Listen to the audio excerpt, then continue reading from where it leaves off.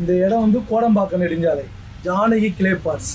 இது வந்து உஷா வடிவன்றவங்க நடத்திட்டு வரோம். 3 தலைமுறையாக இந்த கடையை வந்து நடத்திட்டு வரோம். மண்பாண்ட தொழில் ஒரு லேண்ட்மார்க்குனாவே கோடம்பாக்கம் ஆயிரம்னாவே மண்பானை செய்கிற இடம்னு அர்த்தம். இங்கே பார்த்தீங்கன்னா சிலைகள் இப்போ முதல்ல வீட்டுக்கு வரவங்க முதற்கண்ணுக்கு விநாயகர், இது வந்து விநாயகர் சிலையை வச்சுட்டு தான் அடுத்த பூஜையே ஆரம்பிப்பாங்க எந்த ஒரு வேலை செய்யறதுனாலும். அதுக்கடுத்தது பார்த்தீங்கன்னாக்கா முருகர் இருக்கார் பாருங்க, முருகர் எவ்வளோ அழகாக இருக்கார் பாருங்க. அதுக்கடுத்தது ஆஞ்சநேயர் இருக்காரு.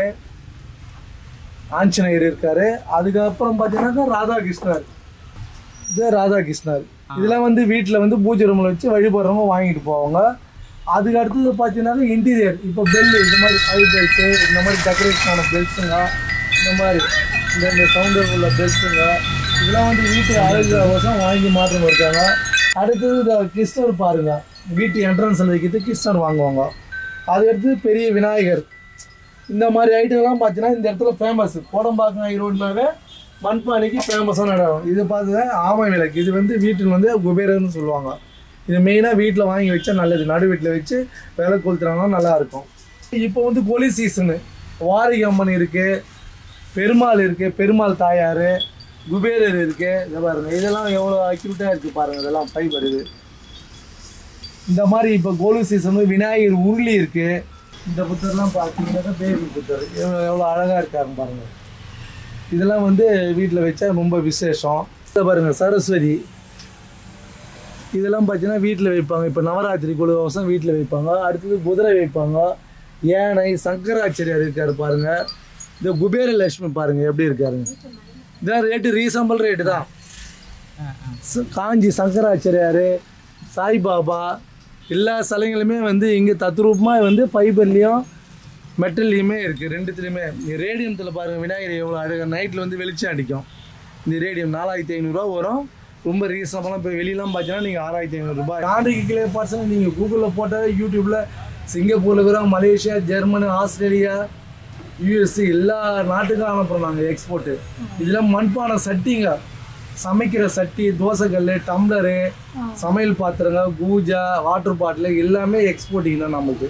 சாமி பார்த்தீங்கன்னா இப்போ மெயினாக அதான் சொன்னேன், முதற்கண் கடவுள் விநாயகர், அப்புறம் லட்சுமி, அப்புறம் பெருமாள் வைக்கிறாங்க, முருகர் வைக்கிறாங்க, வாரிகை அம்மன் வைக்கிறாங்க, காமாட்சி அம்மன் வைக்கிறாங்க, ராதாகிருஷ்ணன் வைக்கிறாங்க, குபேரர் வைக்கிறாங்க.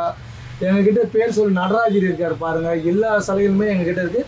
எல்லாமே அவங்க விருப்பத்தை தகுந்த மாதிரி சிலைகளை வாங்கிட்டு போகிறாங்க. ஒருத்தர் முருகர் வாங்குவாங்க, ஒருத்தர் பெருமாள் கொடுக்குறாங்க, ஒருத்தர் விநாயகர் கொடுக்குறாங்க, ஒருத்தர் வாரிகை அம்மன் எங்கே இருந்தாலும் நீங்கள் வாங்கி கொடுங்கன்றாங்க. எங்ககிட்டே இருக்குது வாரிகை அம்மன், அது ரொம்ப ஃபேமஸ், வீட்டில் வச்சா விசேஷம். அந்த மாதிரி அவங்க இது தகுந்த மாதிரி பலதெய்வமாக அது ஐதீகமாக அவங்க என்ன செலவு வேணுமோ அதுக்கு தகுந்த மாதிரி நம்மகிட்ட இருக்குது. கம்பெனி நடத்தணும், ஒரு ஆஃபீஸ் நிர்வாகம்னாவே முதல்ல வந்து விநாயகர் தான். அது தவிர வேறு எதுவும் எடுக்க மாட்டாங்க. குபேரர் யாராவது 100ல் ஒருத்தர் தான். முதற்கு கடவுள் விநாயகரை வச்சுட்டு தான் அதுக்கப்புறம் கம்பெனி பூஜையாக இருக்கட்டும், ஆயுத பூஜை போகிறது இல்லைங்களா. எல்லாரும் விநாயகர் இல்லாமல் யாருமே ஆயுத பூஜை கும்பிட மாட்டாங்க. என்கிட்ட கம்பல்சரி ஒரு விநாயகர் எடுத்து போய் ஆஃபீஸ்லேயே கம்பெனியில் வச்சுட்டு தான் ஆயுத பூஜையை போடுவாங்க. அது வந்து காலங்காலமாக நடக்கிற விஷயம். ஆனால் இங்கே இருக்கிறது எல்லாமே வந்து களிமண் தான், வேறு பொருள் தான் கிடையாது. சில பேர் ஃபைபர் இது பிளாஸ்டர் ஆஃப் பாரிஸ் அதெல்லாம் கிடையாது. இங்கே வந்து சுத்தமான களிமண் தான், அதுதான் வந்து விசேஷம்.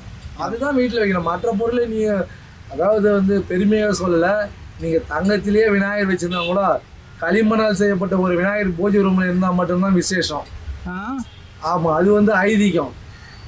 ஏன் நீங்கள் எவ்வளோ பெரிய கோட்டீஸ்வரனாக வாழ்ந்தாலும் கடைசியில் இறப்பிற்கு பிறகு அவனுக்கு என்ன தேவை? மண்பானை மட்டும்தான். 50 ரூபா புயவன்கிட்ட இருக்கிற ஒரு மண்பானை தான் அவனுடைய ஈம சடங்குக்கு கடைசி ஆயுதம். நீ டாட்டாயிரு, பில்லாயிரு, அம்பானி யாராக கூட இருக்கட்டும், நீங்கள் கூட பார்த்துக்கலாம். இப்போ பிரதமர் யாராவது காலமானாங்க இல்லைங்களா, பணியாளர்கள், அவங்களாம் என்ன மண்பானை தான். ஒரு மண்பானை செய்கிற ஒரு புலால இனத்தில் சார்ந்த ஒரு மண்பானை 50 ரூபா மண்பானை தான் கோடி ஸ்கொயரில் இருக்கிற கோட்டீஸ்வரனுக்கும் அதுதான் கடைசியினுடைய ஆயுதம். அதே போல் திருப்பதி ஏழுமலையானுக்கு இன்றைய வரையும் அவருக்கு படையல் காடையில் படைக்கிற மண் சமையலில் தான் தயிர் சோறு வச்சு படைக்கிறாங்க. இது எத்தனை பேருக்கு தெரியும்? கல்யாணம் பண்ணுறான், சிங்கப்பூரில் இருப்பான், மலேசியாவில் இருப்பாங்க. இங்கே வந்து எங்களுக்கு கல்யாணம் பானை கொடுங்கோ, முளைப்பாரி பாலிகை எதுக்கு 10-50 ரூபா பாலிகை, 5 கோடி ரூபா கொடுத்து செலவு பண்ணுவாங்க.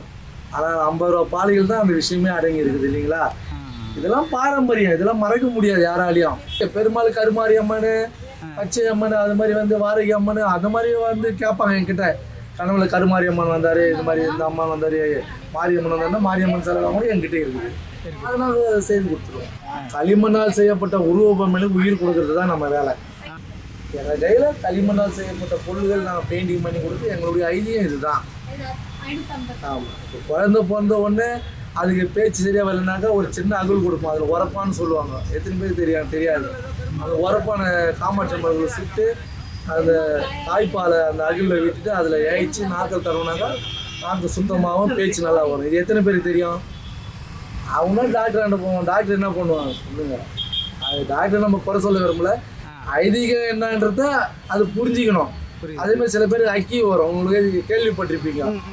அவர் போவார், அவர் பிஎம்டபிள்யூ சார் நான் இந்த ஹாஸ்பிட்டலில் போனால் அப்போல போனால் இது பண்ணி நீ எங்கே நான் தான் சொன்னேன் மலை ஏறி நீ சாமி கும்பிட்டாலாம் ஒரு களிமண் செய்கின்ற ஒரு உடையார் மட்டும் அவருடைய ஐதீகம் குலதெய்வத்தை நினச்சி அதை வந்து என்னுடைய கையால் அது எழுதுனா மட்டும்தான் நிவர்த்தி ஆகும். தொழில் இப்போ நலிவடைஞ்சிட்டு தான் வருதுன்னு வச்சு இது யாரும் ஊக்குவிக்க இல்லை இதை தூக்கி விடுவோம் யாரும் கிடையாது.